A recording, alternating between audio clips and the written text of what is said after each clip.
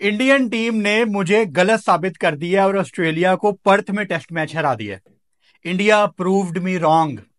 क्या जबरदस्त क्रिकेट खेली है इंडिया ने, तमाम डिपार्टमेंट्स में इतना डोमिनेट किया है कि आप हैरान हो जाते हैं कि क्या ये वाकई ही हुआ है। मतलब कोई कसर नहीं छोड़ी। 295 रन से ऑस्ट्रेलिया को वन साइडेड मारा है पर्थ में। और पर्थ के बारे में ऑस्ट्रेलिया को हमेशा अपने ऊपर बहुत ज्यादा घमंड रहता है।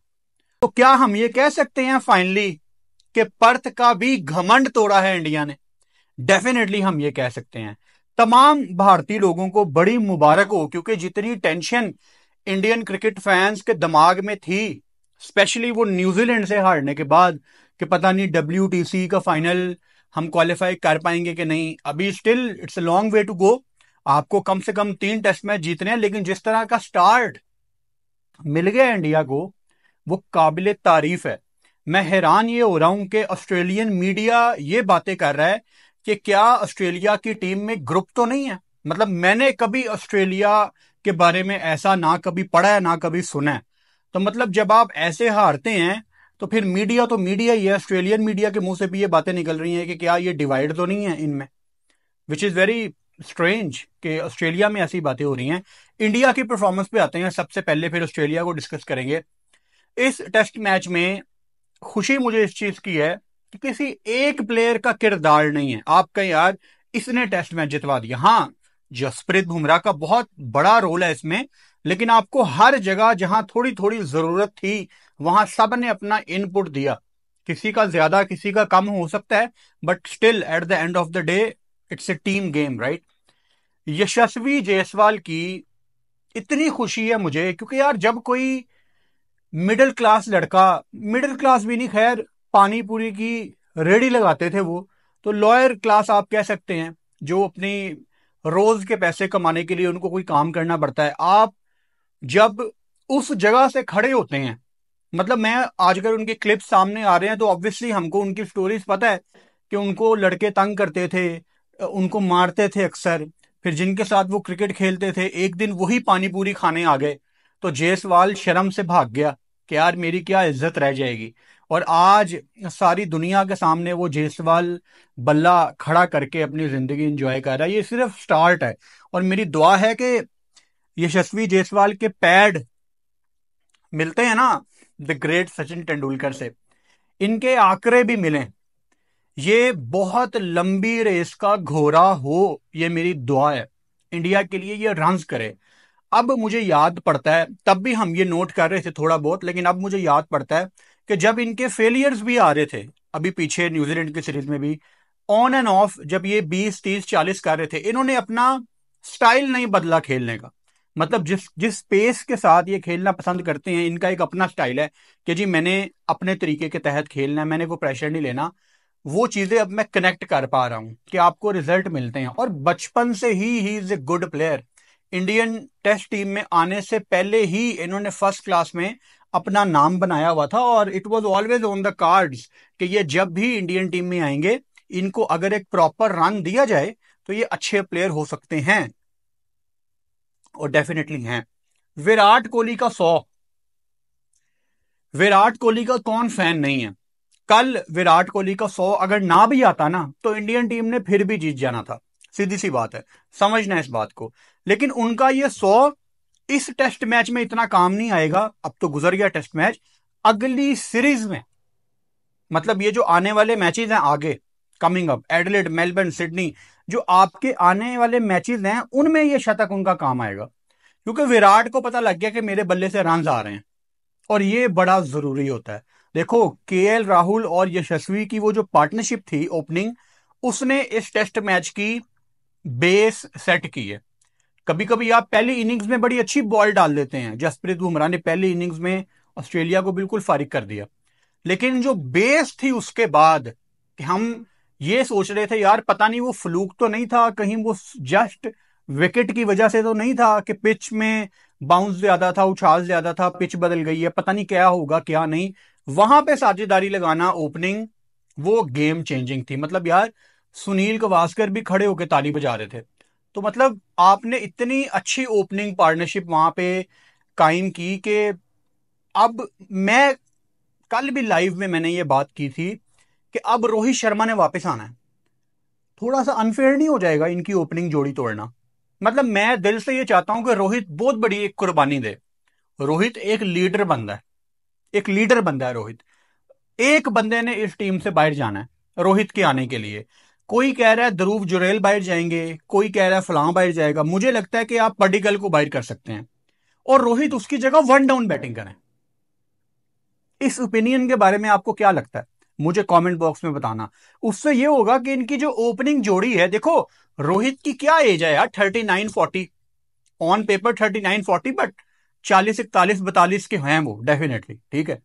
इतने तो हमारे क्रिकेटर सब कॉन्टिनेंट के एज कम लिखवाते हैं। तो कितनी क्रिकेट है रोहित की, और यशस्वी और केएल राहुल की ज्यादा क्रिकेट है अगर आप कंपेयर करें रोहित के साथ। तो अगर आपको इत्तफाकन एक ओपनिंग जोड़ी मिल गई है और उन्होंने आपको टेस्ट मैच जितवाने में बड़ा इंपॉर्टेंट रोल अदा किया है, उनको कंटिन्यू कराओ और रोहित को वन डाउन लेके आओ। अगर रोहित ओपन पे दोबारा आ जाते हैं और कल को इंडियन ओपनिंग जोड़ी कुछ नहीं करती इस सीरीज में, तो यही बातें होंगी कि आपने ओपनिंग जोड़ी क्यों तोड़ी, होंगी ना यही बातें। तो बेहतर यही है कि रोहित कुर्बानी दे और वो खुद वन डाउन आए, और कोई खास फर्क नहीं पड़ेगा। रोहित को आते साथ ही मारधार पसंद है। वो मारधार वो एज एन ओपनर कर लें, वन डाउन कर लें, बल्कि वन डाउन उनको ज्यादा आसान होगा, क्योंकि ये ऊपर से ओपनर हमारे बॉल को पुराना कर देंगे खेल खेल के।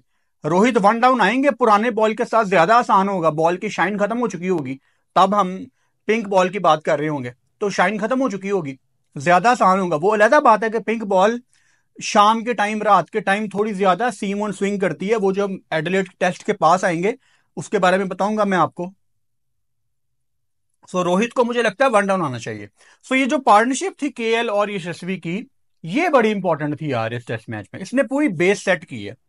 फिर उसके बाद जो इंप्रेस हमें बुमराह ने की है, अच्छा दूसरी इनिंग्स में बुमराह की आई थिंक वो 5 नो बॉल ना शायद, जिसका मतलब ये है कि he was trying very hard. Understood बात है। बड़ी कोशिश कर रहे थे वो, और नजर भी आ रही थी उनकी कोशिश। इस चक्कर में ज्यादा नो बॉल भी हो जाती है। आप थोड़ा तेज करने की कोशिश करते हो, या आप यॉर्कर मारने की कोशिश करते हो, आप जोर लगाने की कोशिश करते हो, तो आपकी नो बॉल्स होती हैं।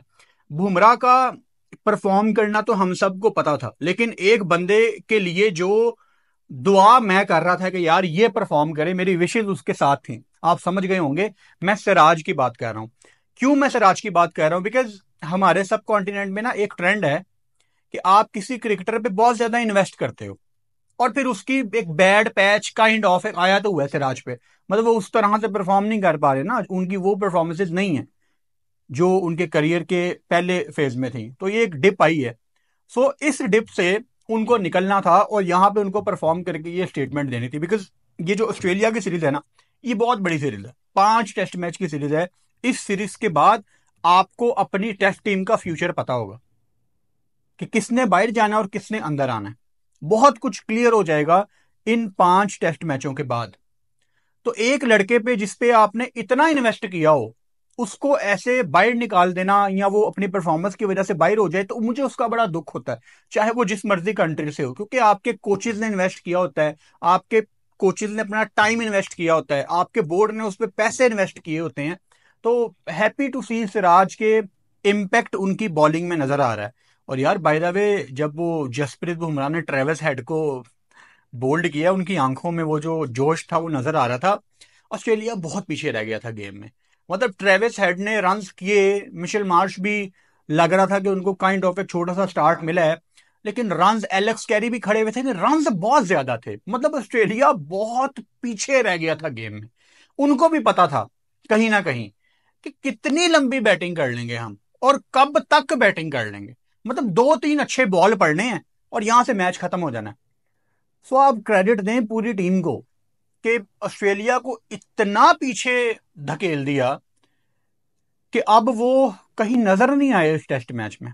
और पर्थ में चाय पी रहा हूं साथ साथ, वैसे भी हमारे पंजाब में ठंड आ गई है काइंड ऑफ। शुक्र है यार स्मोक खत्म हो गई है। आपके वहां खत्म हुई है स्मोक? मुझे बताना कमेंट बॉक्स में।